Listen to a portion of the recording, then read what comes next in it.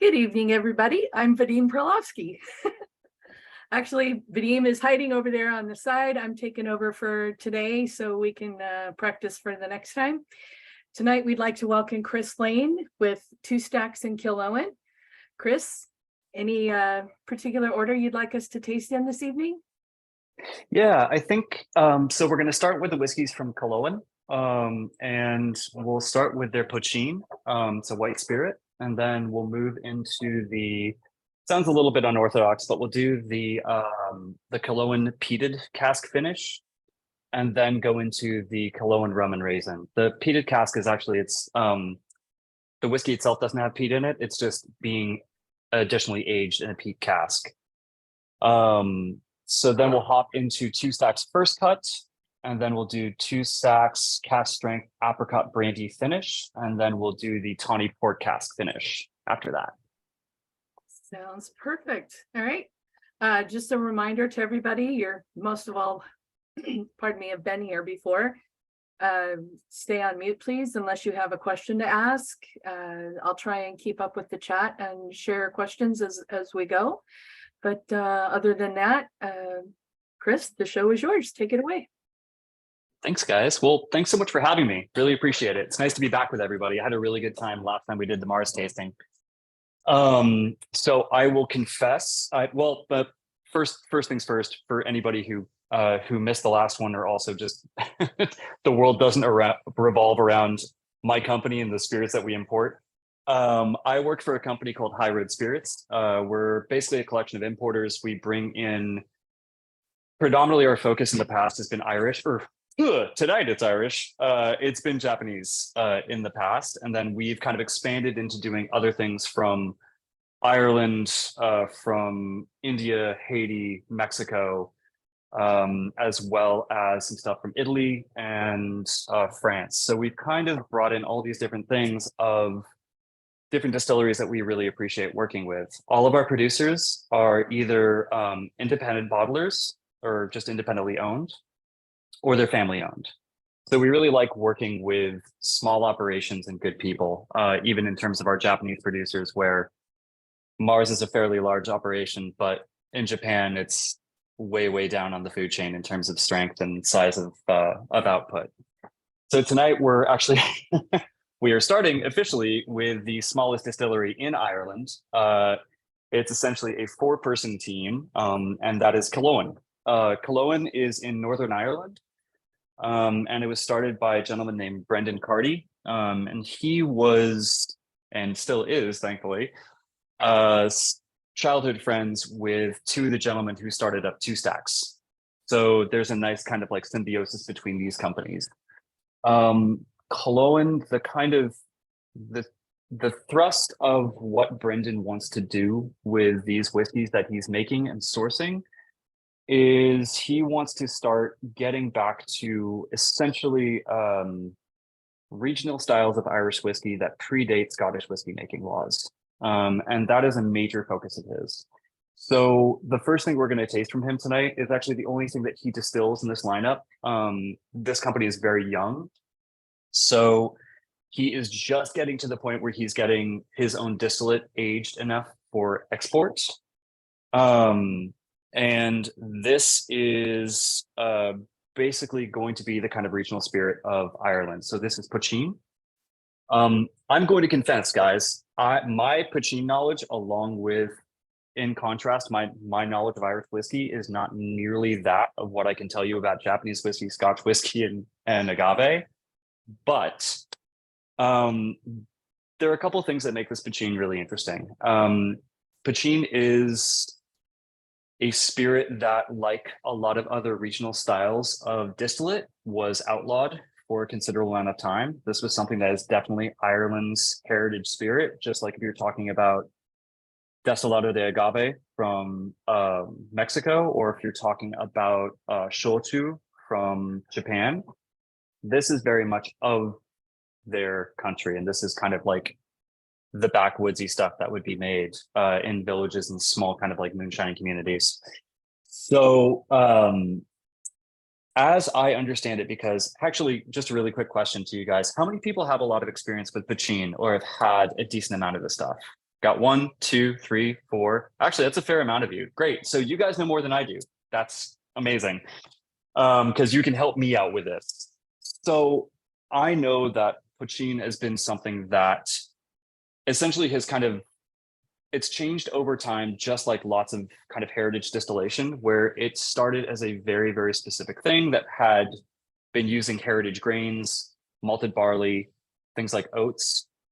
And then it has kind of morphed over time, and it has become something that is very much thought of more as just, for lack of a better term, white dog. And for I think a lot of us who remember this time in American whiskey, when you started to have the craft whiskey boom just getting off its legs, basically, and the market was being flooded with white dog whiskeys that weren't necessarily intended to be consumed out of the glass, but they were just kind of like the starting point for what the company would be making down the road. Brendan's poachine from Killowen, he is fiercely, fiercely proud of it. And this is something he is essentially saying, this is our standalone spirit. This is not intended to be something that has age to it. You can age poachines for up to, I believe, 10 weeks in wood. This is not. So this is 40% ABV, and it's double pot stilled whiskey. His still room floor is a whopping 30 by 30 feet. It's an itty bitty little place on the top of a hill, and he has a whopping 3 employees. So it's really just 4 people, and then whoever can help out with this stuff. This has a very specific mash bill. He's doing 69.2% malted barley. That barley is malted and smoked at Killowen. He's doing about 23% unmalted green barley, and then 3.8% Maris Otter malt, which is, to my understanding, it's basically just a heritage style of grain. And then 2% oats and 2% wheat. What's everybody think about this thus far? I'm seeing floral in the nose. Dave, you actually got some poachine from Brendan. Awesome. That's super cool. He's a really nice guy, just like sweet as can be. I was on a tour of Irish distilleries back in August, and the Killowen and Two Stacks both went to the pub that we were at in Dundalk. Oh, awesome. I'm so glad you got to meet those dudes. They're really, I mean, I've only interacted with them over video calls, obviously, but just since the pandemic and everything, but could not ask for nicer guys to talk to about this stuff, and just like warm folks. I have 5 different expressions of Killowen and 5 different Two Stacks here at my house. So, awesome. Very cool. So Chris, on this one, on the nose, it was a little almost junipery, and it smelled not even pine, but pine nuts. I was a little nutty to me. Yep. And on the palate, it's again kind of like a mellower version of gin for me, and I'm really enjoying it. I'm not a big gin drinker, so it doesn't have those like bitey herbal things that I don't like in gin. I don't know if anyone agrees, but for me, this was like a more mellow, more well-rounded, softer version.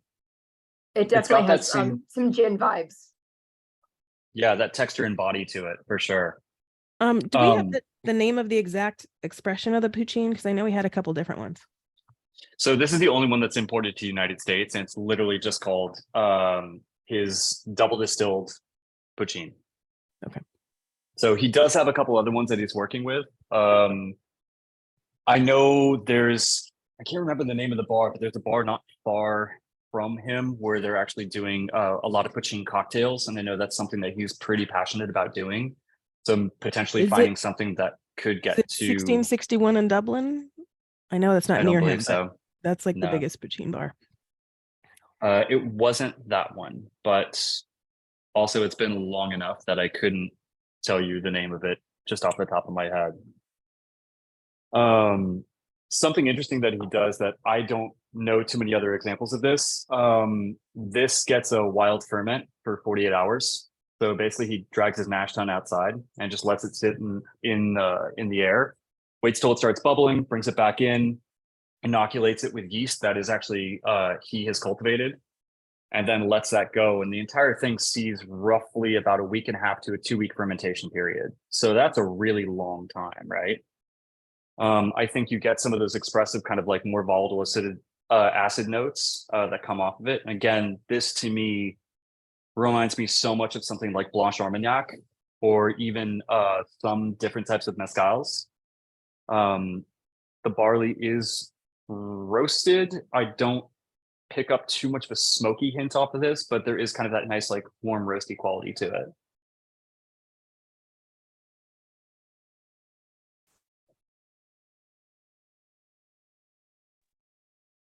I do understand the comments about gin, but sort of the way I'll put it though is it definitely tastes like you're intending to drink this now.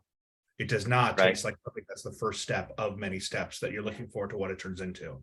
Yeah. So so I'm really enjoying it for that. I also think it'd be interesting on a hot day over ice. I think it's interesting just by itself. It's definitely something you work with. I enjoy it quite a lot. Yeah, this is something where like I'll get to a point and I'll just put a little bit of water in it, but I agree with you. This is probably the first white spirit I've had from grain that I would even get close to calling refreshing. Like it's got a real liveliness to it that I think is just, it's not something I'm used to having in the context of like a young whiskey, which is essentially what it is.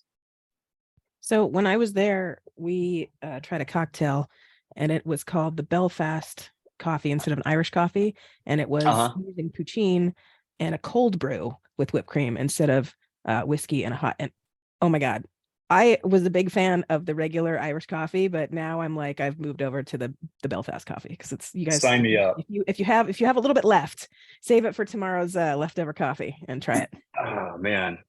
Yeah, that's actually like, I was just talking to a friend earlier and it was just like, oh yeah, right. I guess we are kind of like in perpetual, Irish whiskey season right now for Irish coffees. Especially since I don't know about you guys where everybody is right now, but in Northern California, it's basically the outside of my house is like a giant sheet of water currently. So if it's not there, it will be on the way. You guys think you're ready to hop into the other stuff? Cool. So, like I said, I think that to me, this is kind of a subjective thing. I know it's a little bit like peated usually goes last. I just tasted this before we hopped on and the peat wasn't dominating my palate so much that I felt like it would kind of mess everything else up, but it's entirely up to you guys. If you're not feeling like you want to do a peated whiskey right now and you want to do rum raisin, let me know.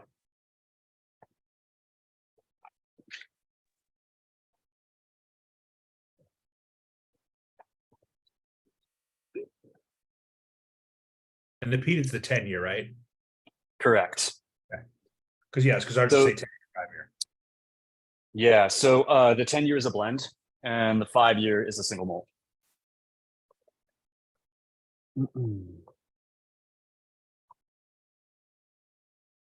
I'm surprised at how light the peat is. From what you said, it is really much lighter than I was expecting. Yeah, it's very much just an accent. So this is predominantly this is a grain whiskey. So the nice thing about Killowen too is I know you guys don't have the bottles in front of you, and I apologize because all the information on these things is so bloody small that it's kind of like you can see how close I'm putting this up to the camera, and you can kind of get an idea. Is like you got to get out the magnifying glass for it. But Brendan is really sweet, and everything he does, he's very, very transparent about it to as much as he can do. He really does want to make sure that there is a there with these things. So while he cannot print and disclose where these whiskeys are coming from, on the back of the bottle at the top, it tells you the county that the distilleries are in. So these are sourced whiskeys, and it's not hard to narrow down which distilleries these are. So, I mean, not spoiling anything here, but this is essentially whiskey that's primarily coming from Cooley and then also Bushmills. So a little bit of grain, a little bit of malt. And basically these are bourbon barrels that have sherry butts on them that see a decent amount of aging. And then they throw in the second whiskey, that's the malted whiskey, and that's 100% bourbon barrel aged. Then after that, they take the blend and they sink it in an ex peat cask. And the peat cask, I actually just spoke to Brendan the other day. It's coming from the Great Northern Distillery, which we'll get into in a little bit. But as I'm sure some of you guys know, Great Northern is an Irish distillery that is essentially, like, for lack of a better term, it's kind of like LDI Ireland, except a fraction of the size. They're essentially contract distilling for blends. What do you guys think of this one?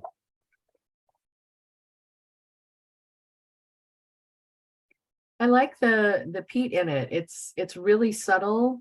It's smoky without actually tasting like I just licked a campfire. It reminds Totally. me of smoked driftwood. Yeah. Yeah, that's a great note. Absolutely. Well, Yeah, it's very mild. It's not that big heavy peat note. still with a lot of, like, I mean, I'm a bit of a peat hound too. Like, I really like smoky whiskeys. I love Islay whiskeys. The peated barley for this stuff that's being used is not peated barley, where the peat moss itself is not coming from Islay, so you're not getting that heavy iodine character to it that you would get from, you know, that kind of astringency on some of those whiskeys. This is inland in Scotland. It reminds me there's a single malt coming out of Canada right now where they didn't want to peat the barley, and so instead what they did is they flipped their barrels over and started a fire underneath it to catch the smoke inside the barrel, and then filled the barrel up. And it's that kind of, it's like when you go to a cocktail bar and you get a smoked glass, kind of, it's that wisps of smoke coming out of it. Yeah, it's really, really delicate. Oh, nice. Yeah, actually, if you guys want, I do have a couple photos queued up. Unfortunately, I asked Brendan for some solid video of the place, but he couldn't get me a whole thing. Hang on one sec. I'm not gonna lie, guys, it's been long enough now that I am super rusty when it comes to anything in reference to video calls. So where's the share feature in Zoom these days? On the bottom of your screen, should be right in the center-ish. Should be There bright it green. is. Got Right. it. Cool. All right, hang tight. This coming through?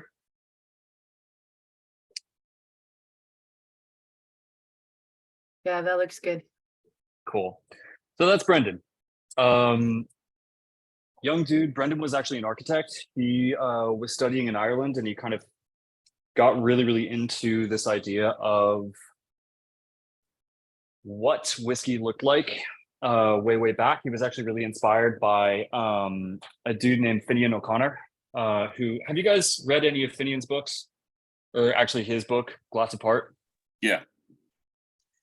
I'm impressed because, again, I It's need to get a pronounced magnifying. Oh, pardon me. Thank you. Fanon O'Connor. Sorry. Fanon O'Connor. So I'm kind of getting through this slowly but surely because it is the world's smallest typeface that the publisher chose to actually put into this book. And I feel so bad, but I'm like, oh God, I'm just going to keep like grifting on this. But Brendan was actually saying that this was a major source of inspiration in terms of just like going back and looking at the regional nature of these spirits and not just kind of like following what the common kind of like last 20 years of Irish whiskey has been. So this is it. This is the shed. This is his little fiefdom out there, and this is the view from the front door. It's like I've seen distilling operations in California in like people's backyards that are bigger than this. And also a really, really cool thing is that he's using direct fire stills. So they're gas powered, they're not wood, but you're still getting, you know, he very much believes in this, and I think it's something that's very true, is that you're still getting the Maillard reaction on the bottom of the still. from that concentration of heat, starch, and sugar. And that really does change the body and flavor of the whiskey. So I think that's something that's very, very apparent in that poachine and why it's got such a deep, rich character to it. And then that's out the side of the house where you kind of get an idea of how close to the sea it is. But that's Killowen.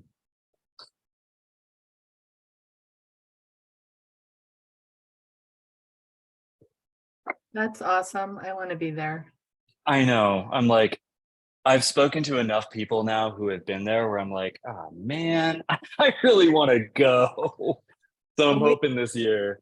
When we were driving up, like we were literally on a 1-lane road, like in the middle of nowhere. And it said we were like, you know, a quarter of a mile away. And I'm like, really? And then I feel like we you sure passed, about like, that? we passed like 2 houses, like farmhouses. And I'm like, I don't see how anything industrial will be up here. And then we pulled up. I'm like, oh, because it's shaped like a house. I know, it's really like it's I really, really appreciate anything that is, it's just humble. I don't know, like the whole nature of it.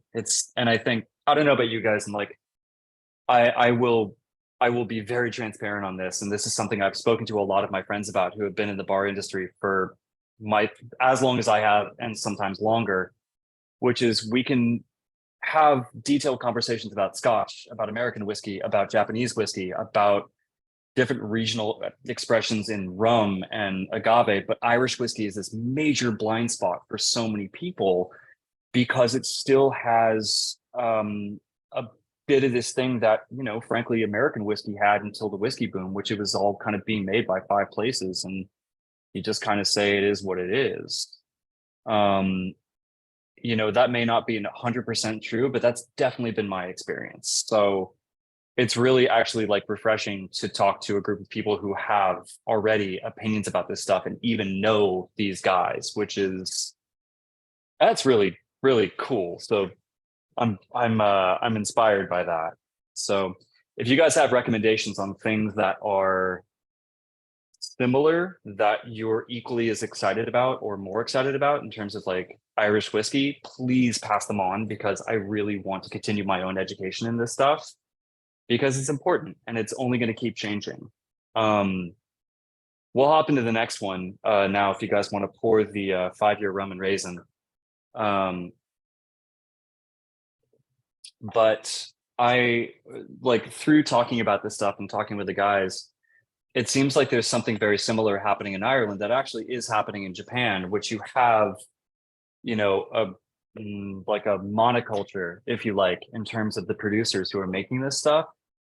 And then at least in terms of Japan, as of, you know, 2016, you have 50 plus new whiskey licenses that have been issued by the government. So you're going to have a lot of new young producers making their own expressions and their own opinions about what whiskey is. And I know a very similar thing is happening in Ireland, where I think it's, somebody probably knows the figure in the crowd right now, but I think that it's around like 30 new production licenses have gone into effect in the last 3 years. So rum and raisin. Something else I love about Brendan is he really likes rum, and he made rum so he could do something like this. So do you guys know what dunder pits are? Cool. Brendan basically made a dunder pit. He won't call it that, but that's basically what it is. He's cultivating a lot of different natural funky yeast, and he is fermenting molasses on site. So he gets bulk molasses, he makes a rum there, and he ages it. The molasses, the rum itself is definitely done more in a Jamaican style. Obviously, the dunder pit kind of being the key there. But this is essentially a rum barrel that he used to age his rum, and then it's got sherry butts on it. So it's rum and raisin. He's using PX sherry and his own rum to take essentially like what was a 5-year-old single malt and then give it another kick. So this gets like 6 to 9 months in that other cask. And it's definitely got some guts. Like these are punchy whiskeys. The nose is really spectacular on this. Hey, you got one. He promised that he's going to send me one, so I'm hoping I get some of it that I can actually try.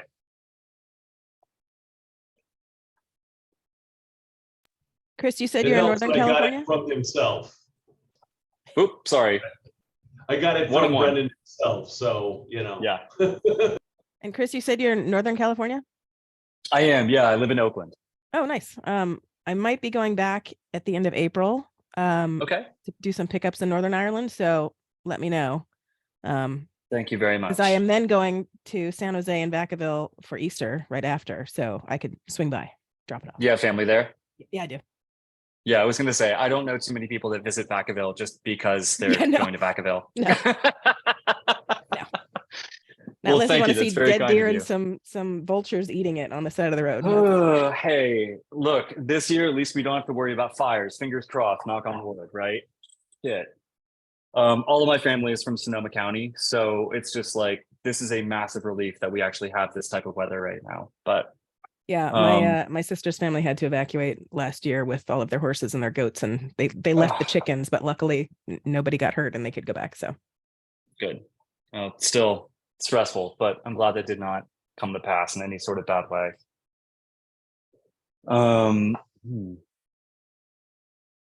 How's everybody feel about this one? It's actually spicier than I was expecting for rum raisin. Yeah, I think I had the similar feeling where I was like, when I heard rum raisin, I was immediately thinking, oh, this is going to be like a much more of like a dessert style of whiskey. Yeah, exactly. I don't know if it's we'll give him the out that he's calling it rum and raisin inspired with bunny rabbit ears. That works.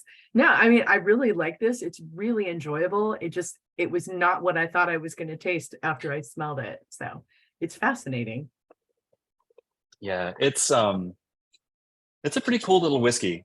He's got another one that we'll be getting in hopefully in I'm really hoping it's before 2 months, but it's going to be a coconut rum and raisin. Also an interesting idea.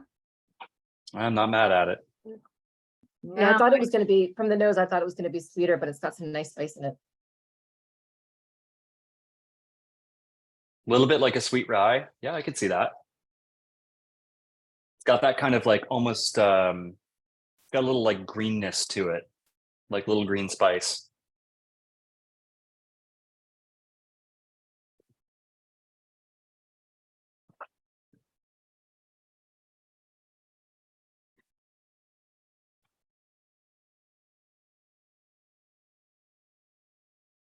You can definitely say if you think it's like a rye, I'm shocked because it's one that I actually would say I liked. So Oh no, are you not a rye fan? I am the group rye hater. Okay, I mean Yeah. no offense. There is one in every group, to be sure. There's always one in this group. It's me. It's the grain, not the whiskey so much. I Totally. I'm not in love with any of them. I found a couple over the last 3 years. I found a couple that I could actually drink. I'm not sure that I would actually buy them. So that's been my line. I had a very dear friend who would come into my bar all the time and would always order a cocktail, and I would somehow inevitably forget that she absolutely detested rye whiskey. And then I would make her a drink and go like, oh, fuck, it had rye in it. But I mean, seriously, how could she pick that out? Like, it's got like X, Y, and Z that's like layered on top of it. And every time it was just like the slow, like push the glass back across the bar. Like, this has rye in it, doesn't it? Like, damn it. That's It's like the Jane. cilantro thing. Jane could do that. Yeah. I'm not a complete hater, but I don't like rye bread either. It's the grain. Completely, it's the grain. It's the same way I feel Yeah. about Chardonnay. So, it's like, yeah, I'm good. More for you guys. Well, this is our last whiskey from Killowen. I will say you can find some of these things through K&L, Mission. I'm just thinking of stuff that's down by you guys. If you want to order them, I just spoke with a retailer up here called Maison Corbeau. And they've carried the 2-stack stuff before, but they're going to get a big shipment of the stuff from Killowen soon, so they will have this stuff. I saw there was something in the chat that said like, I wish it was easier to find. I totally agree. It's unfortunately one of those things where it's very, very challenging in terms of like a category. Irish whiskey is still really, really hard to get people to go out of their comfort zones and to kind of break away from the main components of Irish whiskey. And it makes it even harder that these things are literally only in 375s. So these are half bottles that are being sold. Just like, if you're really into it, it's wonderful. How about outside of CA, Mass, Minnesota, Michigan? Okay, after we get through this, I'll get your contact and I will find what's going on with that. I'll just double check and see, because I know we have limited distribution in those states. I just need to double check and see like actually what the situation is there. So, Jason, we'll connect. I kind of spoke up for a couple of the other folks that are outside of California, because for a while I kind of infiltrated a while back, and I felt like I was one of the first interlopers when it came to Californians, but then I found out I wasn't the only one that was interloping. But I know there's a few of us that are from out of state, and I'm always like, in Minnesota, we're just basically this, anything that's not bourbon, we're pretty much a desert, and we have to try and beg our way into getting anything outside of bourbons. And even then, sometimes it's hard to get some of the really interesting stuff here. So I always have to ask whenever I run into something that I'm really liking. I gotta ask. I always hate to just immediately push people to this, but do you guys have Total One and More in Minnesota? Yes, yeah, we do. Yep. Okay. We have had a long-standing relationship with those guys, and just in terms of like them like very quickly picking up our stuff. So obviously I would rather push people to independent retailers, but that might be a good option as well. We can connect all the same though. Do you guys have any other questions about Killowen statements, comments, concerns? So love it, but it's hard to find in Northwest Florida. That's for sure. Everything is. It all goes down south. Bugger. where did you say we could find Killowen in the LA area? KNL Definitely has a bunch of it on clearance right now. Yeah. K&L? Mm-hmm. Okay. K&L and then Mission as well. I just looked at Mission. Nothing showed up when I typed in Killowen. They might have sold out. Yeah, the only other one I could think of would be Barkeeper. But Joel is pretty conservative in terms of stuff like this. Oh, hey, there's a poll. Yeah, I'm gonna be that one this time. I want to do one for Killowen and one for 2-stacks, and then we'll do one for everything so we can kind of see what everybody cool. liked. Can I vote? Could I just say that the poaching is the best that I've tasted ever? I'm Best so happy to poaching. hear that. I mean, it's actually drinkable. Most poaching is kind of, rot gut kind of stuff. It's hard to drink. It's meant to mix with other things. This one, really interesting. So It is still something when I go even to like very dear friends of mine where I'm just like, okay, you should trust me on this. I bring out a bottle of something that looks like White Dog and they're like, dude, like, what are you doing? You're trying to kill me now? And then they have it and they're like, okay, I got it. yeah. Nice. Yeah, the more I sip on it, the more it reminds me of mezcal. Yeah, right.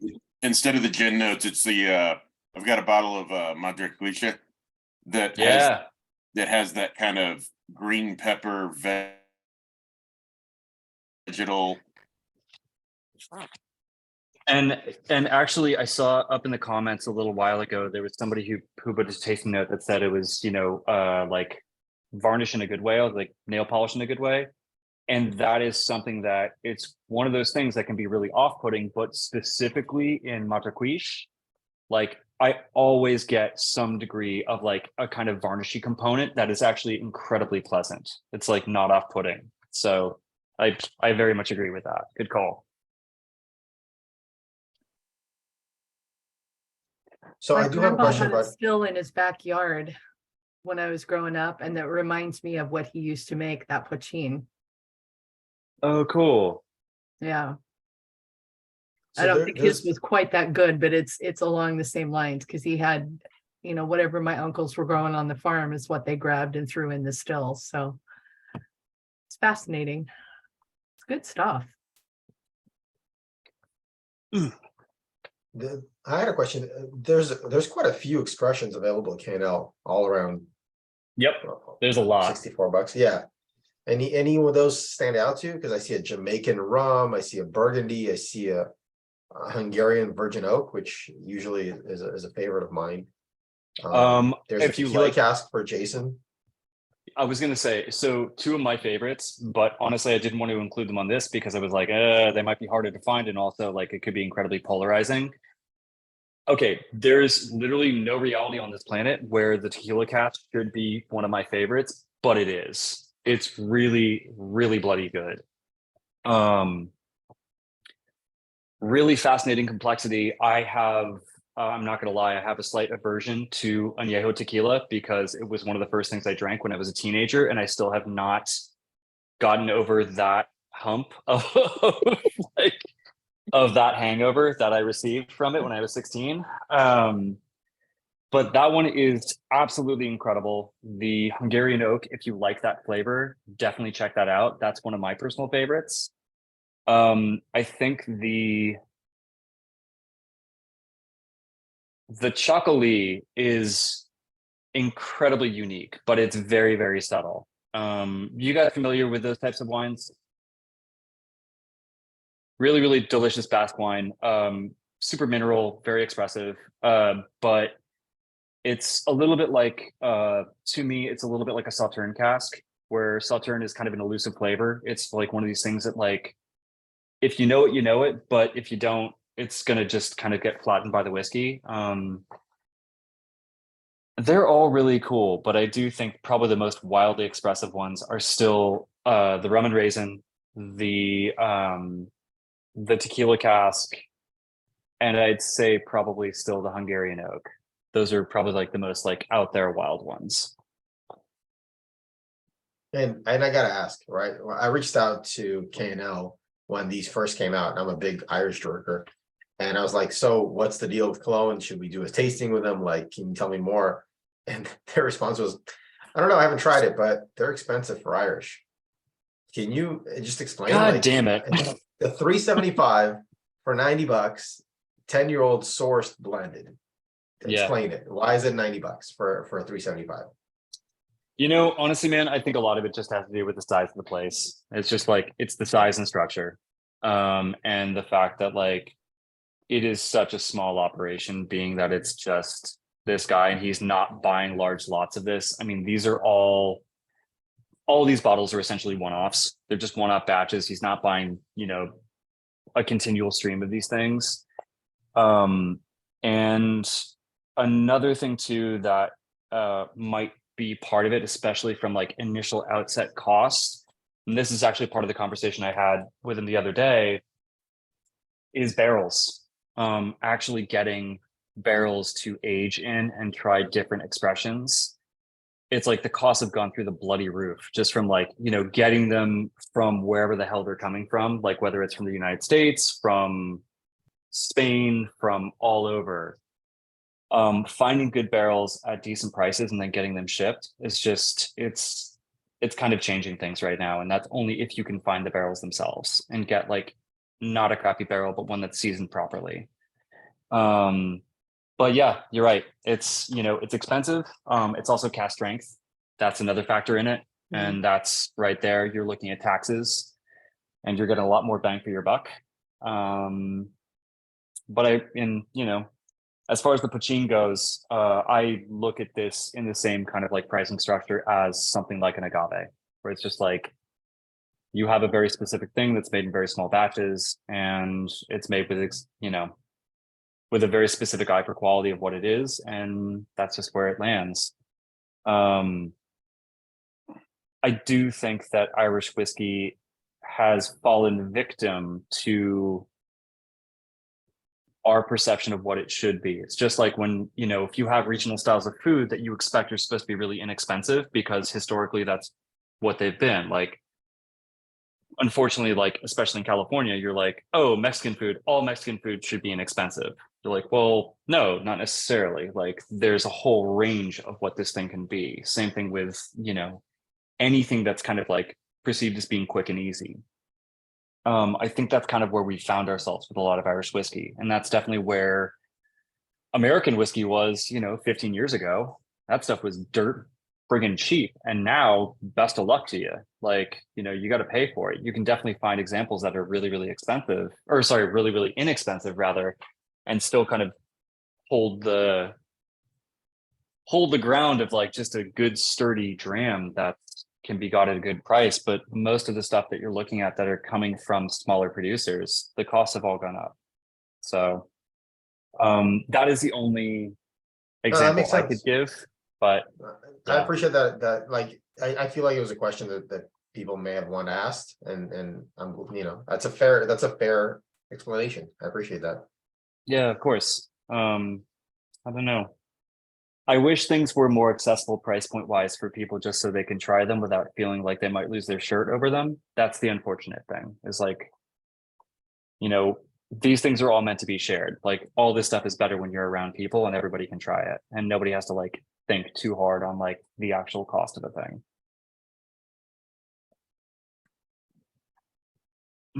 Where's the pity? I definitely would like some. Do you want to take a guess on the favorite for the Killowen?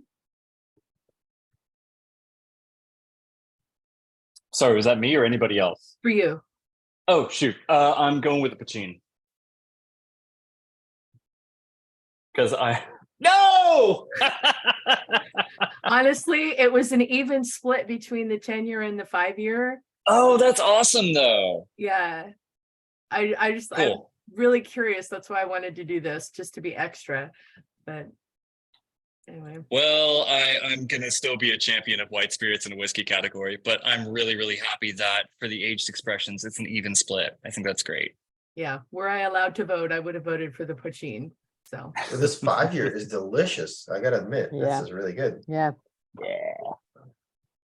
It's drinking like I'm- a nice 11, 12-year-old Altmore, I would think. It's good.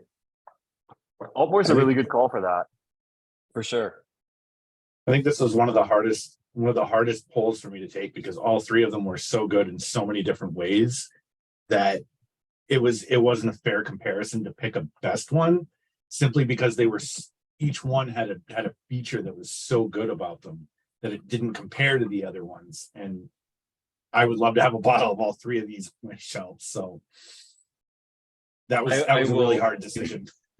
I'll start beating the pavement, see what we can find for you out there. I'm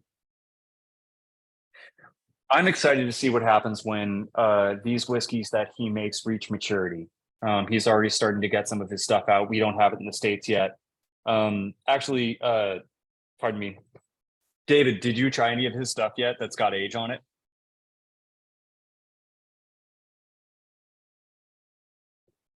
We were poured something that would still qualify as Pucci because it wasn't quite 3 years, but it was super tasty. It was a different mash bill than the Pucci that he puts out, but it was yummy. I'm looking forward to it. Very cool. All right, so basically your palates are going to get a bit of a break on the next thing that we're going to go into from Two Stacks, and then the last two are big boys. They're 127 proof. So if you guys do have access to a little bit of water around you, I would highly recommend it. And yeah, let's have a little bit of Two Stacks.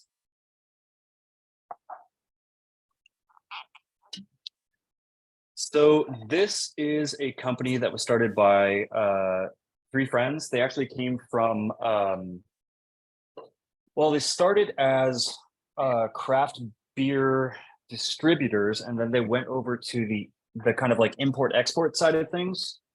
And then time went on, they started looking for different revenue and wanted to kind of like get into something a little bit different, they were like, okay, we should actually like put our money behind spirits. And in that time, they started really doing a little bit of searching into bonders. Now, forgive me, this is something that's, again, relatively new to me, but I'm very used to talking about bonding in whiskey to mean something very specific in terms of American whiskey. Bonding whiskey in Ireland is an entirely different meaning, being that essentially these are blended whiskeys. These are blended whiskeys that are being sourced from distilleries, and then there are proprietary blends that are being made from them. This kind of goes back to my understanding, and correct me if I'm wrong on this, but going back to independent grocers who would essentially buy lots of whiskey, and then instead of just buying one barrel from one place and trying to keep getting a barrel like that over and over and over, they would buy a number of barrels, make a proprietary blend.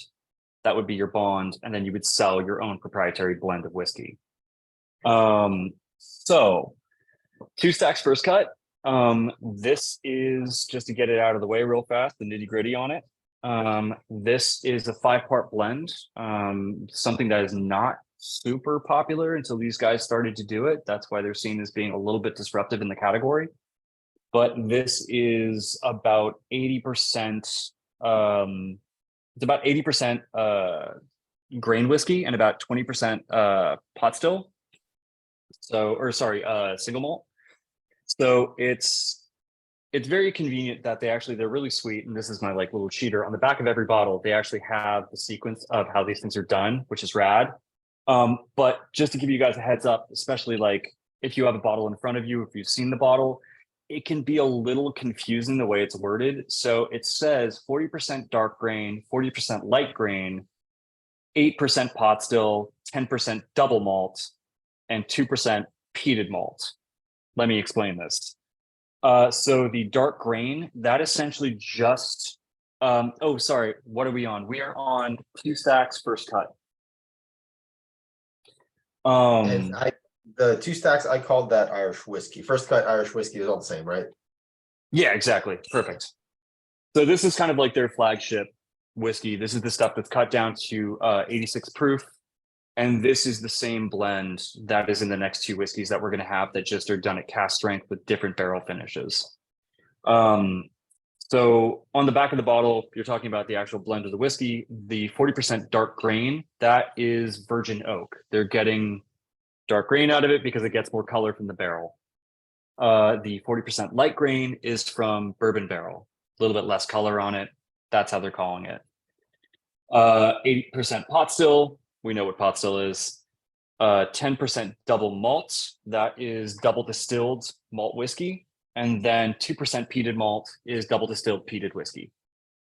And yeah, David, all 2 stacks are the same blend. So these whiskeys, essentially, these guys are, I'm kind of trying to explain them to people who may not know much about these types of things, or they might know something from American whiskey. I think of them in very similar context to something like barrel. They are doing whiskeys that are specifically blended whiskeys that they are very transparent about, saying, we do not make this stuff. We do not want to be distillers. We want to be blenders. We want to showcase these different whiskeys and show what a blend can do in terms of Irish whiskey. So the average age on these suckers is somewhere around like 3.5 to 4.5 years. And they told me it's basically leaning around 4 is kind of like where these things find themselves in terms of the actual age of them. All the whiskeys are being sourced from the Great Northern Distillery. Great Northern has got its own cool kind of story. Great Northern Distillery used to be the Great Northern Brewery. And Great Northern Brewery was a Diageo property, and that's what used to make Harp Lager. So it's got this nice little through line to classic drinking.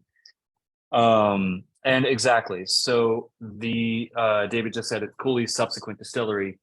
John Teeling purchased the Great Northern Brewery and turned it into the Great Northern Distillery. So basically, you have this really, really awesome DNA of classic kind of game-changing Irish whiskey in this place. I'm going to stop flapping my gums about it and actually drink a little bit of this. What do you guys think of this one so far? Really nice.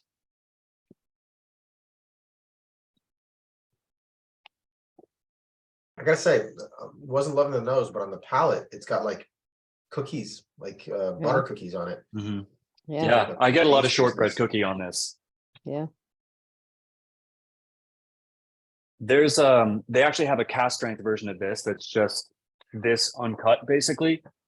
And I get this real, and it's still in this one, like this real specific, almost like pineapple upside down cake. Like it's got a lot of like vanilla cream and kind of like tropical flavors to it.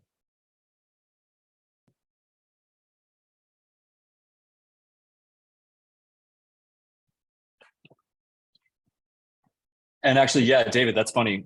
For a teetotaler, exactly. John Teeling doesn't drink.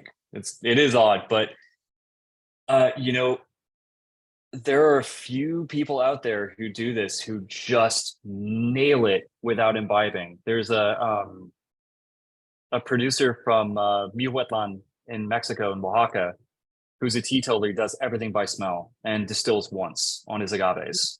Just like boom, one and done. Really, really cool. This is very nice.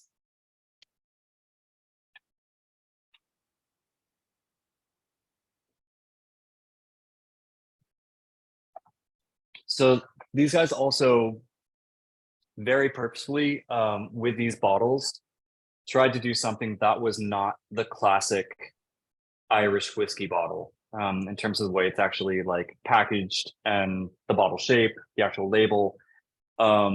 This has actually won them a ton of awards in the UK. In America, it's a little bit challenging.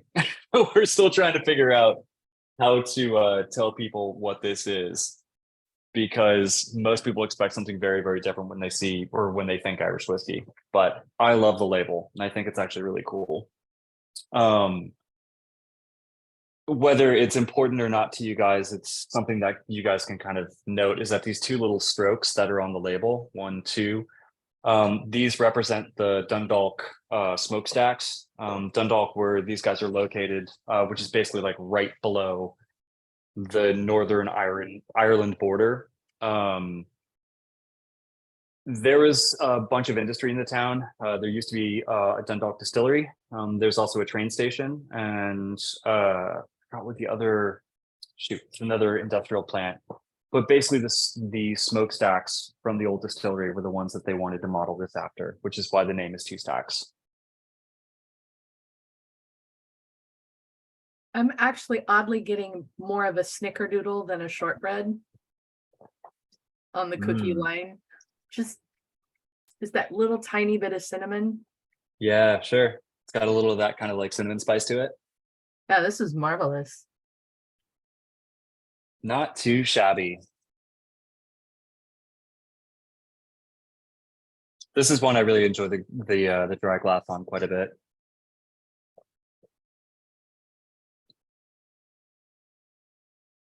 Yeah, I think I'm with Vadim. It's on the nose, it's deceptive because the only thing you get on the nose is the grain whiskey. So you get the sharp and it's brittle and it's sweet and then vanilla, but kind of simple. And then on the palate, all of a sudden, it's been holding all that, and you get this oily and all the flavors from it that didn't have any smell whatsoever. Yeah, I'm very much used to whiskeys like this, where it's like, this is not necessarily what I would consider to be a low proof whiskey, but I guess for the whiskeys that I usually drink, it's a little bit on the lower side of things. But it does have just such a really lovely body that goes with it. And I completely agree with that assessment of it.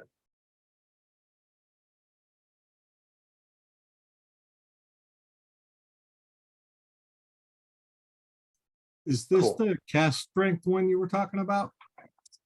Yeah, I believe so. There's some glare on the bottle, but that looks like the one. If that helps. Yeah, so that's basically the uncut version of this. Okay. Yeah, this one's 65%, 130 proof. Yep. And oddly does not drink like 130 proof whiskey. At least to me. Which is mildly terrifying actually. So it's a very very good way to make some irresponsible decisions. Yeah, whenever I ordered 2 bottles, and I didn't look at which one was the uncut, and I start drinking this one, and I'm like, wow, this is really smooth. And then I'm like, let me look at the bottle, and I just, just reading the label, and I'm like, oh, okay. Yeah. I had no idea. Proceed with caution. Yeah.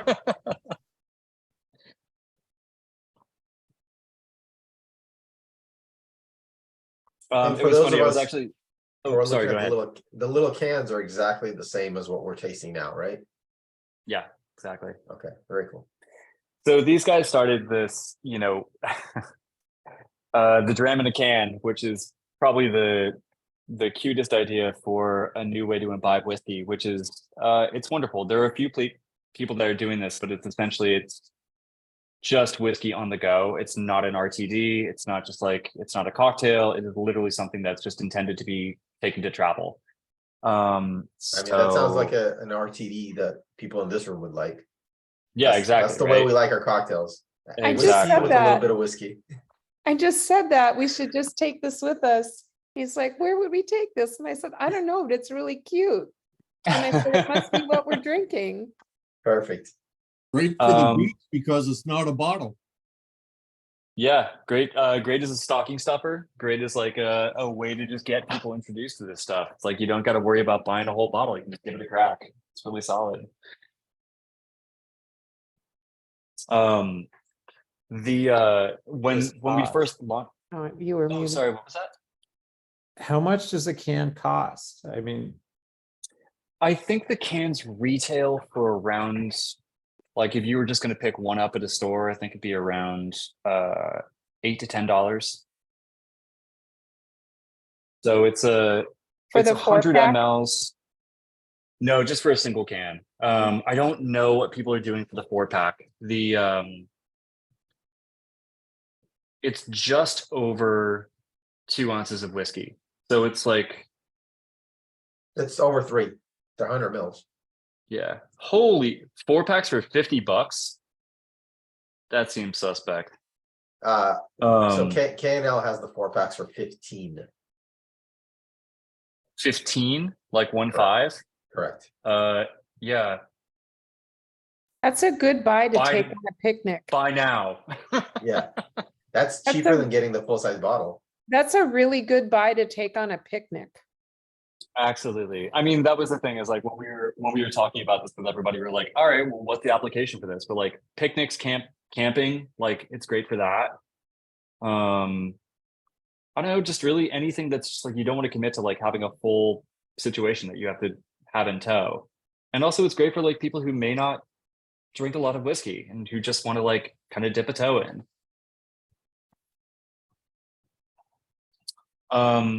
it's less However, than 3.4 ounces, so you can bring it on an airplane. good call. Okay, but Well, just to be clear, You- you're not allowed to it's drink it illegal. on an airplane. Yeah, it's Yeah, illegal. exactly. Okay, they you will can find a say way that. to get you. You can say that, but yeah, Virtual tasting I mean, if you site does sneak not it like you do encourage in the movie breaking laws. theaters. They will find a way to get their money, guys.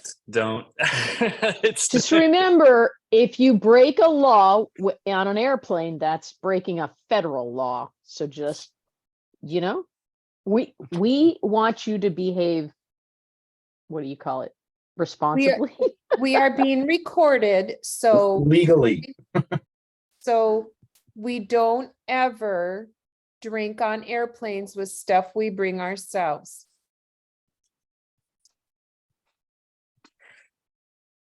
Approved. I do I'm see that there's abstaining a from all of single this malt now. in a can. Chris, there's a single malt in a can. When is that coming? I want to try that. There will be. I think I'm not sure when we're going to do that one. So basically these guys, the next two things we have coming in for them are going to be a single grain and a single malt. Those are going to be hitting the US. Man, I really hope next month. Like safe to say, maybe by May. I'm hoping April. Just depends on how quickly gets the container over here, but those things will be on the way for sure. I just The- imagine having a cooler full of these when people come over and people think they're grabbing a soda and just watching the reaction. Although this is You still smooth have one of enough those to where- cans? That's awesome. This is not your mother's Dr. Pepper.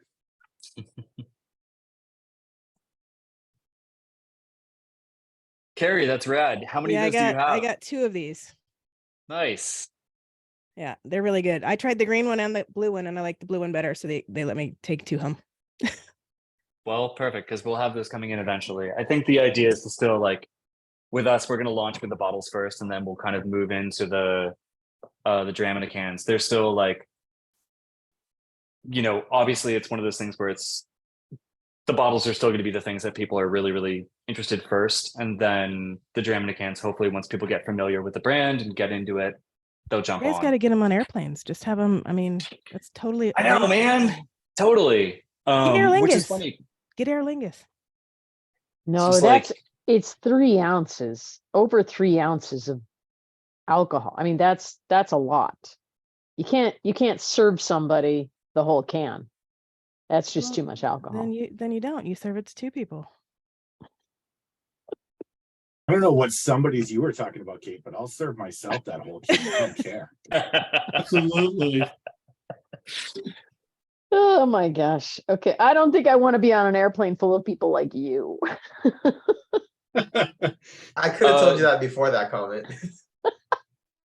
Jason, just for the record, I am absolutely trying to press on that peated stout cask. Yeah, that was Because good. damn it. I was kind of giving him a hard time about it yesterday in a very friendly way, but they're actually having a very challenging time keeping it in stock just where they are. So hopefully it'll be something that kind of comes to pass eventually. But it's cool. It's just like those guys are using their connections from the beer world that they started out in to actually like get really, really solid stout and then use that as the cask that they're finishing the whiskey in. And apparently it's just killer. I still have not tried it. So I'm hoping, but I definitely saw that and was like, yes, please. Yeah, Stout and Pete, how could that not be awesome? Exactly. I don't know, man. You guys ready to try a little bit of cask strength whiskey? Cool. So let's do the apricot first.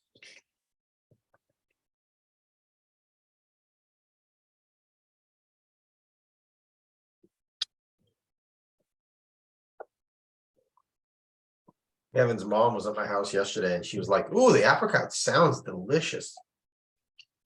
And don't take that out of context. Kevin was here too.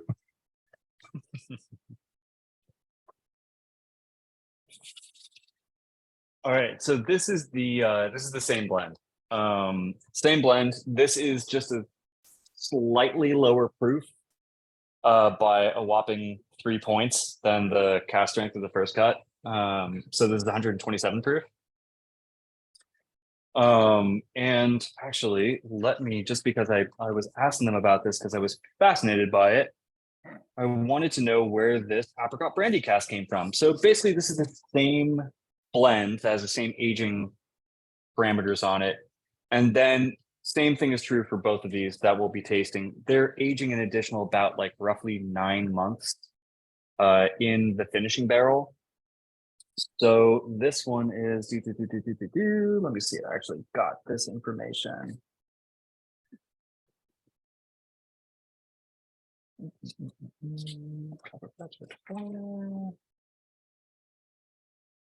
Okay. So actually these, this is kind of crazy. I've never had this. This is an apricot brandy cask from Armenia.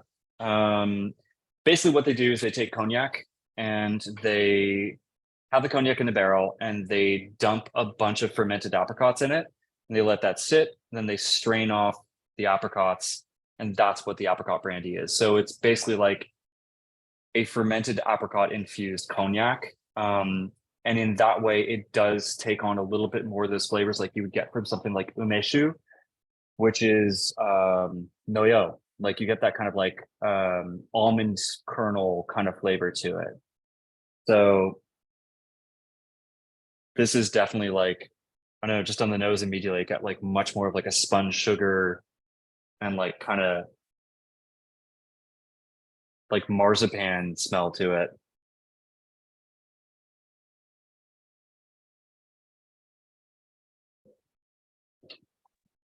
When I first tasted this one, I felt like, now I don't remember exactly, but I remember thinking, okay, I think this needs water. I added some water, made a huge difference, right? Absolutely. I mean, I love drinking my whiskey neat at any strength, but this one I felt like it was holding on to everything too tight. The water, it needed the water to help open it up. This and then is, you could really taste it. This is something that stylistically these guys are really fond of, is they definitely want to have whiskeys that are of this strength because they want you to dilute them with water and just kind of like pour as you go, put it to the strength you want it. That's how they enjoy it. I completely agree with you. I think this is something where the nose on this is really, really lovely and lush and sweet. And then the flavor, when you kind of take that first initial sip, if it doesn't have water in it, it's like a punch in the bracket. Like it's really, really like it's a hefty whack of alcohol. And then when you dilute it just a little bit, everything kind of relaxes. It's like having like, it's like flexing a muscle and then like letting the tension go. I'm afraid to add water because it tastes really good by itself. Oh, so then great, don't add water. I mean, I felt like it didn't, I didn't taste the apricot. I didn't taste all the things that were going on, but I added a bit of water and I really tasted all those things. So, but hey, if you like it, don't feel peer pressured into doing this. I'm with you. Do not feel peer pressured. I always, with whiskeys that are this strength or somewhere around here, no matter if I like it or not, as the strength that it is, I always add a little bit of water to it just to see what happens. It really can like, I added 2 drops. I think that's a healthy compromise.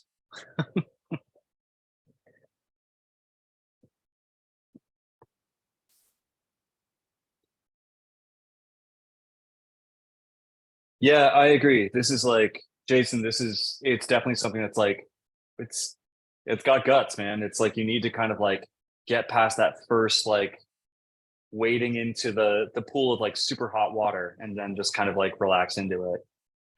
You got to chew it a little bit.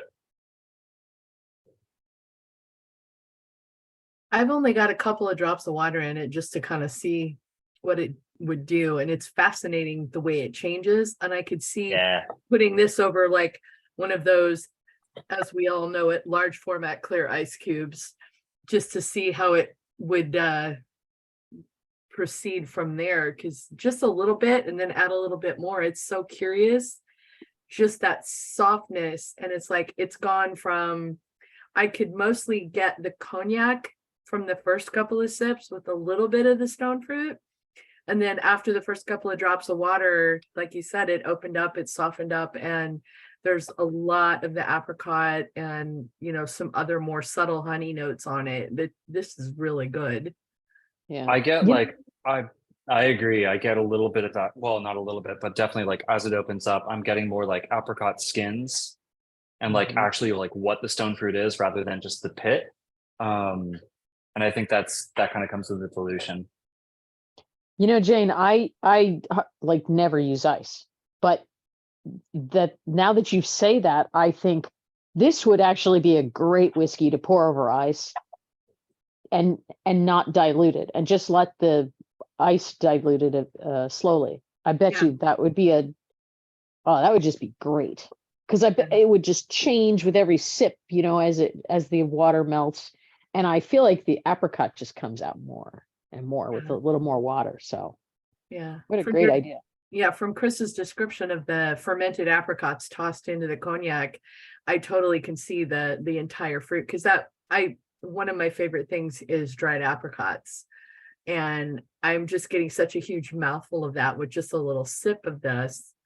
with even just a drop of water in it. I can't imagine how delightful this would be over a cube, just to, you know, sit there and sip. I mean, this would potentially be way too easy to drink.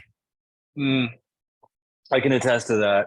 I have poured this for myself at the beginning of like just whatever, had a long day, had my dinner. I'm just like, I'm gonna have a dram before, like, you know, to like have and enjoy with like the first part of a movie.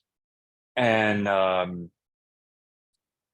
poured on a big cube and think that I'm gonna like sip it over the course of like the next whatever, you know, half an hour, 40 minutes, and it's gone in fucking 10 minutes. I'm not sure if that says more about the whiskey or more about my drinking habits, but you know, it's tasty stuff. I'm glad you like it. I really agree. I mean, I did end up adding 4 drops of water, which is highly unusual for me because I know Kate's like, whoa, because I drink mine no ice ever. I did add 4 drops because I felt it loosen up, like you said. And man, the apricot is coming through. I don't think I'd put it over ice because I don't like to chill my whiskey at all. It changes color, it gets cloudy, whatever it does. But it did open it up. And so I'd be careful so I wouldn't add too much because man, it's beautiful.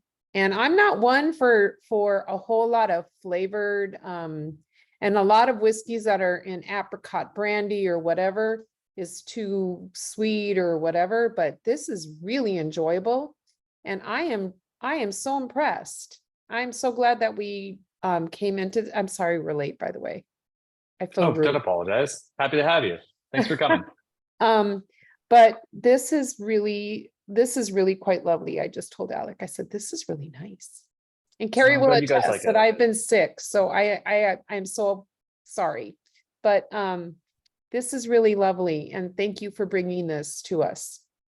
Oh, thank you for all the kind words. I will pass this along to the folks who actually made this stuff.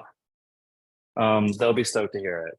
Like, this is the type of feedback that I think, especially for, you know, these guys have gotten a decent amount of accolades on the international market in terms of like what they've brought and what they're doing.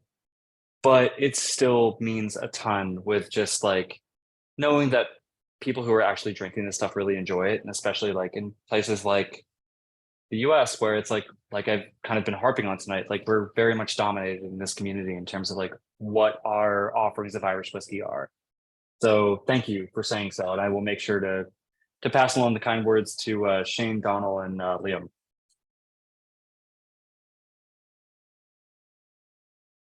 Where can you get this? Right now, I'm pretty sure K&L has some. I know for a fact Maison Corbeau in San Francisco has some. And actually here, I'm going to just type this down because it's a pain in the butt. No, I don't see it at K&L. I only see the first cut in Can. Posers. And it's sold out. They used to have it. Okay. I know Maison Corbeau has bottles. God, it's unfortunate. Healthy Spirits has it, but they don't have online. Again, I would try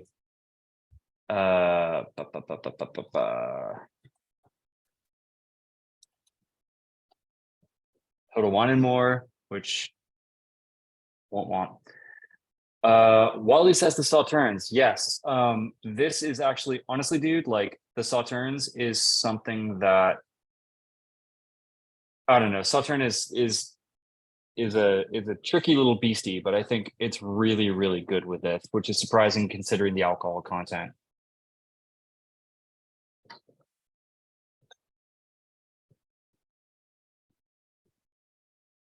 Chris, what did you mean by that, especially with the alcohol content? I think that whenever I have Sauternes cask finished whiskeys, it is obviously Sauterne is a very sweet flavor. It's hard to pin down when you add proof to something, and it can, like, examples I've had from Scotland, like even from some of my favorite producers, and this is not besmirching them at all. Like to me, Killowen can do no wrong. Like I love that producer so much. But one of the most culty expressions that I've had from them in bars I used to work in was the Sauterne cast finish. And every time I would have it, I go like, I'm not getting it. Like it's being stamped out by all the other characters in this. And I think a lot of that has to do with alcohol content and like how complex or how much smoke or how much sherry is in something. And with the finish on the 2 stacks, it comes through and it reads and it actually is identifiable. That might just be my own expression or interpretation of it, but I don't know. What do you guys think about Sauterne cast finish whiskeys? Do you actually like get that flavor on them a lot? I have a bunch of different Sauterne casks, and I've loved almost all of them. I mean, Yeah? they're very Cool. There's that subtle and that sweet that you get from it, but I find it a lovely note in whiskey. I mean, I'm a big Teeling fan as well, and their Black Pits has Sauterne. Their 24-year-old that won whiskey of the year a couple of years ago was also used Sauterne. There's some lovely Sauterne out there, and I'm a fan. And I'm a fan of the 2 Sauterne. So I will definitely. I'll track that down. I'm gonna also track down the Aaron Sauterne because I love that distillery, and I didn't actually realize that they were doing one. Those guys are awesome. Thank you everybody for the heads up on those. I've never actually heard of Teeling's Black Pits. What's the story with those? It's peated. it's their peated version that's Highland peat, much like the one from Killowen. It's super tasty. Got it. You guys like it? Is it a general release that they're doing, or is this kind of like a limited release that they're doing? General? It is a one-off, and it won a bunch of awards, so they turned it into a regular release. Yeah. Nice. Yeah. Okay. If it's awesome. If I can get a hold of it, it's a general release. So that's kind of the bellwether. If I can get it in Minnesota, it's widely available. Fair. The West Coast brand ambassador for Teeling is a friend of mine, and the Black Pits is generally available everywhere, and it will continue to be because both he, as well as the malt master at Teeling, Alex Chasko, they like peat. So I'll head down to there's a pub not far from here that specializes in Irish whiskey, so I'll go and check it out there. Thank you very much for the heads up on that. I'm always like, it's like you guys know, it's like there's such a range of things that you can see if you go to any decent bottle shop. Sorry, I'm not trying to rub this in for anyone in Minnesota, but it's it can be a little daunting where you're like, shoot, like, this is something where it's like, I want to try this thing, but I'm not entirely sure. I'm a fan, but so always nice to have a straight up recommendation for it. Looking good in the chat. Okay, you guys ready to try the 20 port? Cool. So once everybody gets something in their glass, one of the things we like to do is a little cheers to our guest speaker.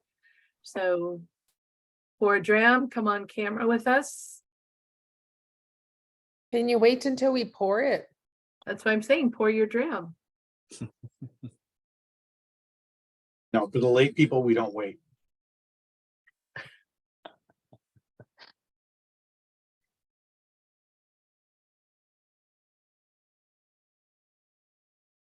Okay, everybody smile at your camera. Cheers, folks.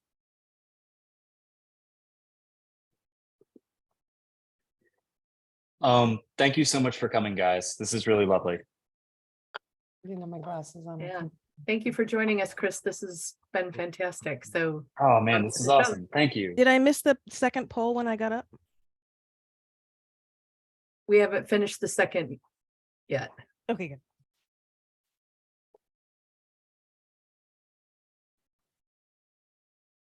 This one's much sweeter than the apricot, which is not something I would have expected. Interesting. I know, especially for a tawny, right? You know, it's like I was kind And of the water added like astringent off notes, which I don't like. Interesting. I'm gonna add more water, see what happens. What, so there are two cask strength expressions from two very different casks, and they're both exactly the same ABV. How does that happen? Honestly, man, I couldn't tell you other than the fact that it's like they are all that they've told me in terms of like how they're actually producing these things is that it's the same basic blend, and then it goes into the finishing cask for about 9 months and then comes right back out. How they get it to that exact percentage, I'm not entirely sure. But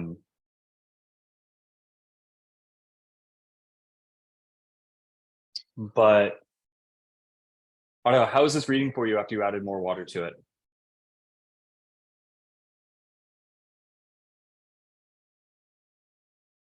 It's Thi- interesting because, sorry, with no water, it seemed like I could smell less alcohol. It seemed masked. It was softer with no water. And with water, I'm getting more of the ethanol. I'm not adding water to this. I'm just saying. But actually, not because I want to agree with Elisa, but I actually think this one works straight up, whereas the other one, As I is. felt like, yeah, it felt like that was tight and I needed to add the water. This one, I don't feel really- like I need to add the water. I really feel this is very smooth. It's very lovely. It's just really, it's like a silky ribbon. Yeah, I'm so used to having port finished whiskeys that are all ruby poured. I think this is a really interesting interpretation of that because it kind of does this thing to me where it's like I'm getting all the richness, all the silkiness, all that kind of like, dare I say it, like unctuous mouthfeel, but it still dries. It's not just this kind of like rich whiskey bomb. It's funny, Vadim, I get like a little bit more of that kind of like astringency on the nose when water is added to it. I see exactly what you're talking about.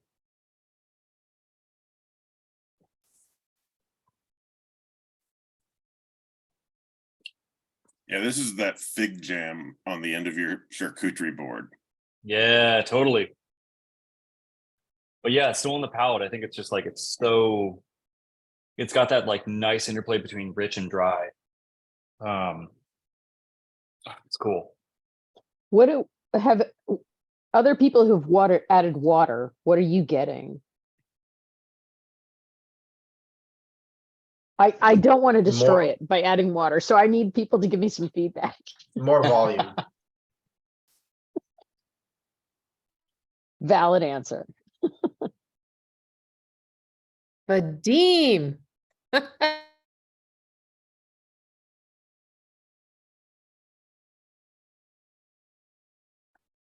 I am purpose muted. It's tough.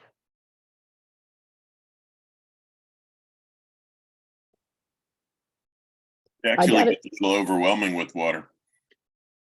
I gotta say that's a tough, this is honestly tonight, the poll was tough, both polls. Because I'm enjoying every single one of these things for what they are, and they're different from each other. Yeah. Yeah, good. I'm very glad to hear that. I just can't get over how creamy the mouthfeel is on this without water. I want to try it just to see how it changes, but at the same time, I'm enjoying this just the way it is. And I don't normally like cask strength because proof is a little harsh for me. But this is just wonderful. It's like, Okay, so I've experimented by adding water, so I was the person. And it's actually tasting, just like the Dean said, it's actually tasting harsher, I think. Yeah. It is smoother without the water.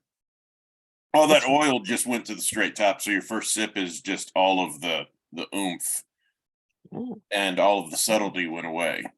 Hey, you added water to this. I did as an experiment, but just a tiny bit.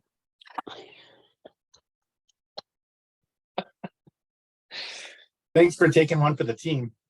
Yeah, I know. I really like that this is like a mark of character for like adding water to 120 proof whiskey.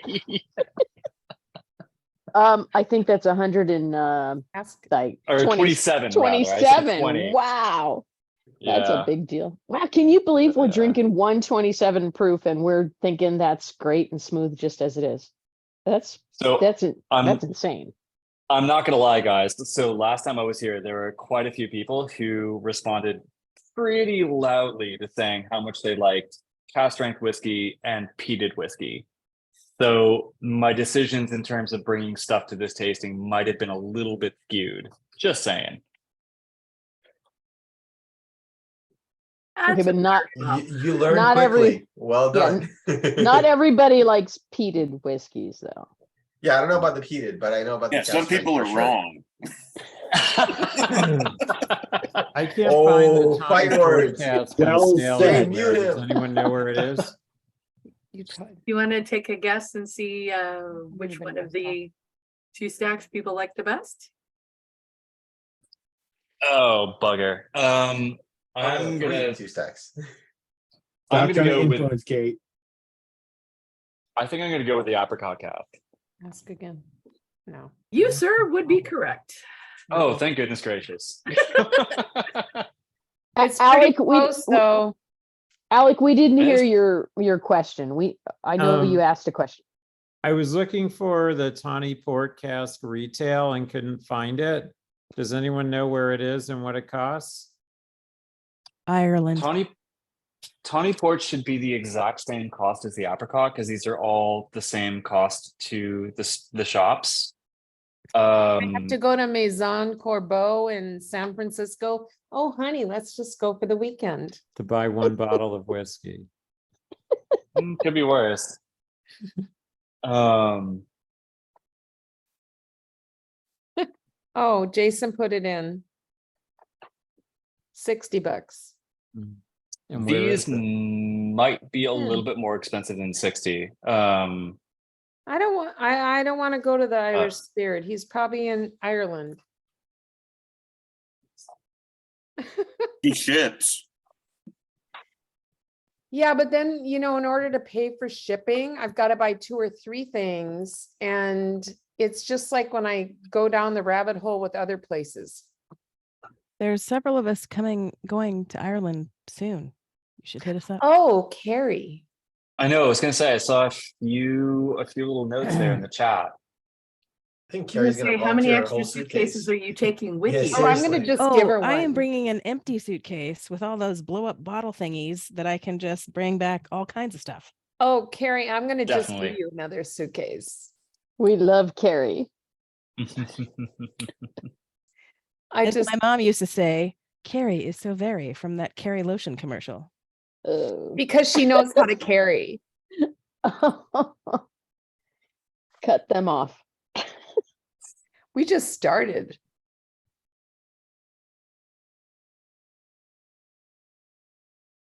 I feel like I know it's funny. You get to a point with this stuff and you're like, oh, that's right. This has been little tastes of all whiskey that is cast strength. Yikes. Yeah, How did that happen? I feel it. I do. I feel it.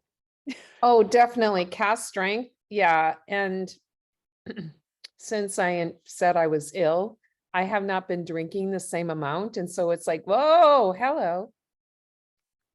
But this is definitely like silky, like a silk ribbon. So I told Alec, I said, yeah, I really want this one, which is why I said, yeah, you look it up. You have a phone.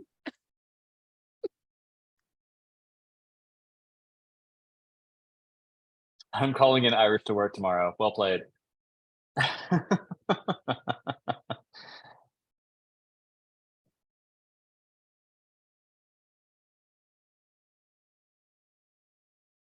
I can't stop nosing and sipping this port. It's amazing. Yeah. I'm a huge port cast finish fan to the point where I've got I keep a running list of port casks that I've tried, and I actually have awesome. I have a current list of 5 that I'm going to do. I want to do a blind side by side testing with, and if I put this in that 5 and added it to it, I don't think it would be a fair fight. I really don't. It would Wow. really is good. What are some other big contenders for you? The Aaron Port Cask, Glendronach's Portwood, Yep. Glenallachie's 12-year-old Ruby Port. Okay. Gosh, now I got the 14-year-old Quinto Ruban from Glenmorangie. Nice. Are the big hitters in that, and then the Delmore Portwood is the other one. Oh, nice. Cool. Dude, those are great calls. Oh, Jane, this is a tough one.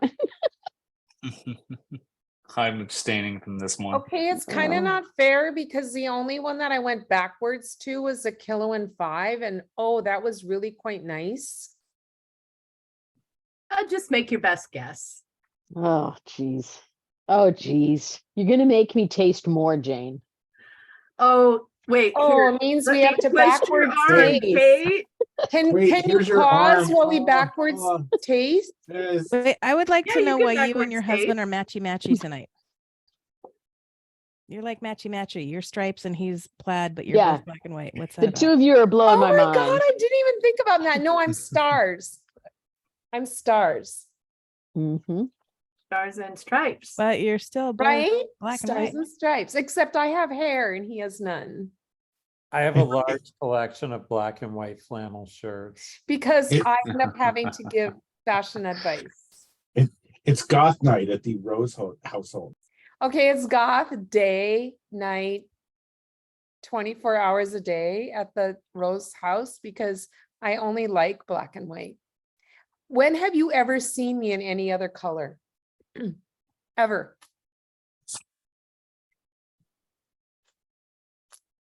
Black. I wear black.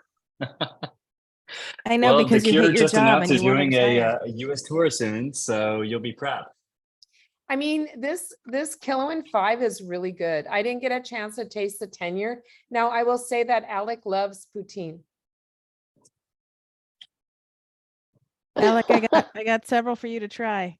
Come on over. Great. Come on over. Put them in your backpack and shuffle over. And you No, can honey, the bus lets off right literally in front of my house. Get on the subway and get your ass over here. No, you're gonna bring Tavish and come on over to our house, baby. Oh, well, if he's invited, then I'll come. I Carrie, feel like I- we should have Tavish, we should I'm have gonna be such a a- poutine and poutine tasting night. I think that Oh, would I'm be down. I'm that in. would be something like world ending, That would be amazing. I would agree with that I'm one. so down. right? Chris, I Oh mean, my you gotta God. come to Alec LA. loves, We'll set it up. I mean, a lot of Oh. people say it different ways, but I was taught poutine. Poutine, yeah. Yeah, no, that's totally. Yeah. I'm Not poutine. It's not French Canadian. I said poutine. Was I wrong? No, sorry, I'm reading the chat. It's funny. Yeah, the chat. It's just I'm so married to this idea of like, oh, delicious white whiskey, cheese curds, fries. Oh, cheese Beef curds. cheeks? Okay, that's Yes, a please. Wisconsin thing. And he's wearing a toque. Did you notice that?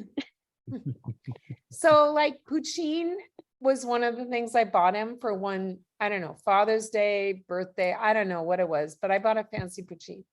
I feel It like we wasn't should as good have as a a poutine. cheaper poutine, and we were so, okay, that's poutine. I think we should have a Poutine is fries and poutine. gravy. We should Tony. have a poutine and poutine tasting.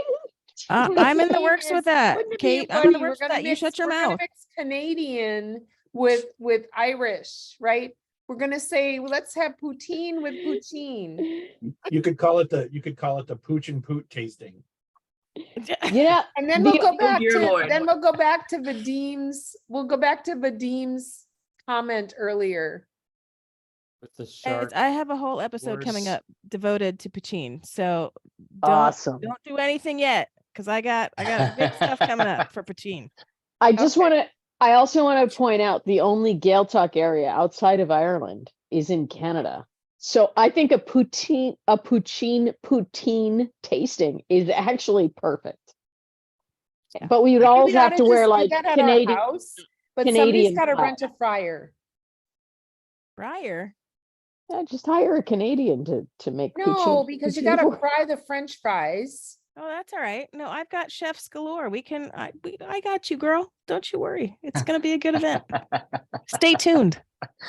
I love French fries. They're the only fried food that I do love onion rings, but Make the gravy with poutine. That's awesome. That's a great idea. You guys are brilliant. poutine with poutine. Oh my God. Again, But don't can- forget the Belfast coffee with poutine, cold brew with whipped cream. Ugh, So fucking good. you're killing me right now. Can you Like have I it? really, I Can you really, have really it in the want one of morning those so that I right don't have now. to get up the Yeah. next day? All right. So just to kind of reel us back to whiskey. Oh, that? Oh, I couldn't vote. Can you put it back up? Poor Jane. You were talking too long. Damn. I know. Because I couldn't decide because I didn't pre-drink. Yeah, I think if Look at Alec. no- He's like, there's no way if to I re- relaunch it, everybody has to do it again. Oh, then No, no, no, no forget worries. it. Just Forget it. tell us what you I like. didn't pre-drink, so it's okay. Okay. So Chris, do you want to take a guess at what overall from the night took the top spot? No. Oh yeah, take a guess. Take a guess. I want to hear your guess, Chris. Oh, Come on. man. I guess I'm gonna double down and go with the apricot. Ding ding ding. Smart man. Hey! All right, Yeah. cool. Well done. Yeah, no, we kind of have a type, I think. 0% for the poutine. I should have voted for that. Yeah. Again, But- I can't vote because I'm running the poll. So But to be fair, if you put that poutine next to other poutines, I'm sure it would win. If not win, it would at least be in the top 2. That's how I good agree. that yes. is. And I based on the think- poutines that I had while I was over there, I'm gonna concur with that. I think that I you think- have to have poutine versus poutine. Because the thing is, if you're not comparing apples to apples, Honey, it's Or all the cheese same curds, stuff. cheese It's all curds. pronounced poutine, but it looks like poutine. But the the 2 stacks, regular whiskey, honestly, that was lovely as well. It didn't get any votes, but I feel like, when you're Totally. looking at the top, when you're looking at all of these whiskey spirits. Oh, this is like, I mean, you guys are all seasoned whiskey drinkers. Like, this is a very different, like, when you get down in that kind of like concentration of flavor, like, of course you're going to go for the cask strength stuff. Like, it's no doubt. But I also would agree with what Elisa said, which is like, we just tasted a whole line and range of aged spirits, and then there was this one outlier of a white spirit that is still compelling enough to be in the same conversation, even if it didn't get the votes. Like, I think that's pretty cool. So thank you for that. I mean, that's the one thing that we all have to remember is that poutine is just different. I still have some left, and I have a couple of different poutines downstairs, and I'm going to add this and do a taste. Oh my gosh, you have the whole thing. And I'm gonna Well, do a because taste- we were late. Well, it's okay. But the thing ahead. is, I really think that poutine has to be measured against poutine. It does. It does. Agreed. It really does. I don't think sure. I've had really good ones, and I've had ones that are like, oh, that's not Oh, yeah, we've had some poutines that are, ooh, poutine. So Chris, we get a bunch of brands together, we get a bunch of poutines, and we do poutine blind. It has to be blind and see if you guys come out winners.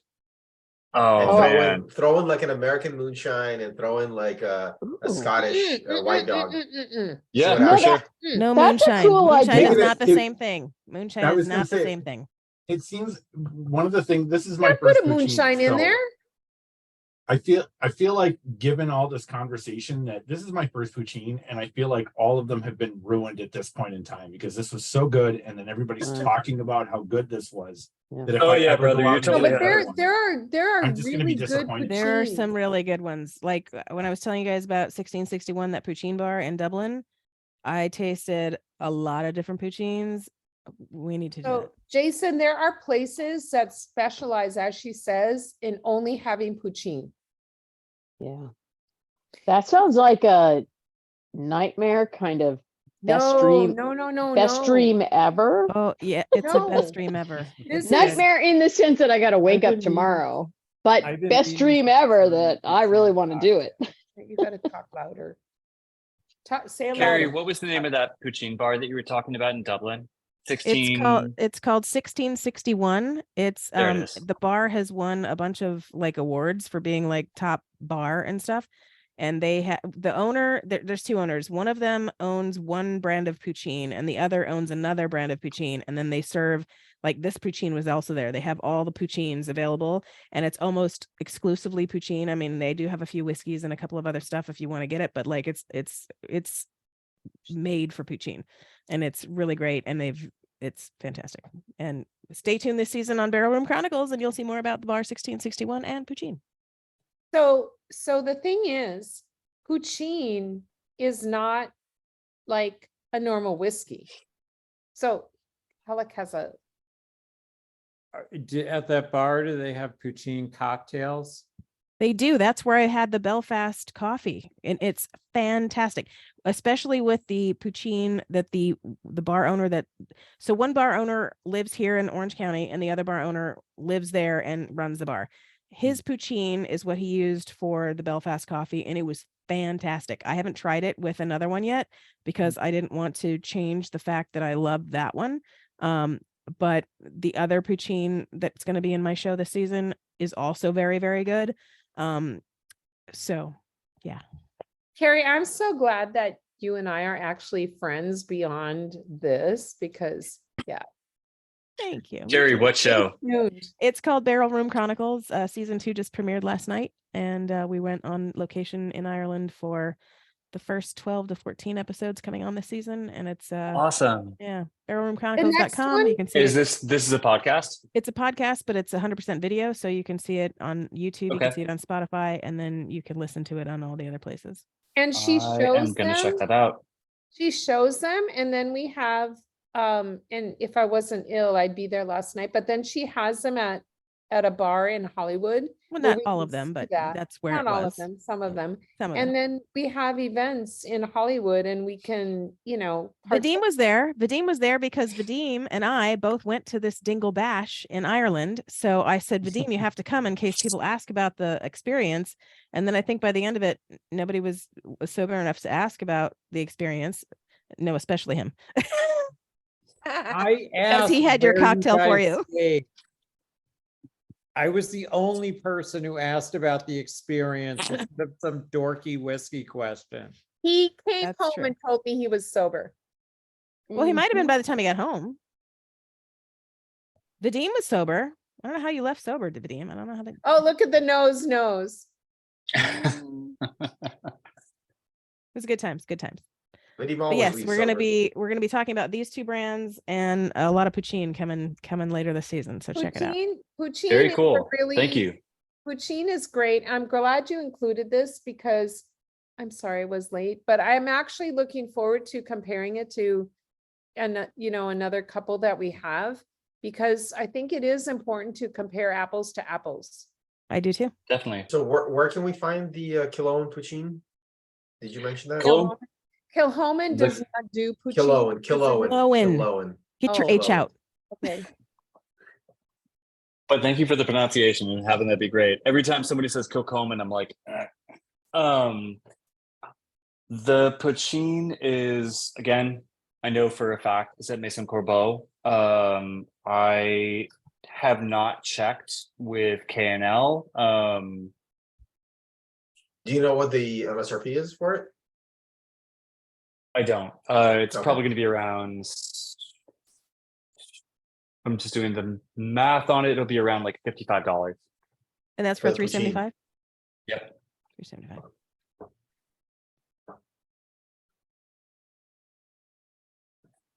All right, well, at that Well, point, does what else- anybody else have more questions? I want to be respectful of Chris's time. We can hang out and chat. I'm good, after man. the I'm having a good recording. time with y'all. Okay, well, I'm gonna go ahead and stop the recording and y'all can hang out and chat. So again, thanks for joining us. See you next time.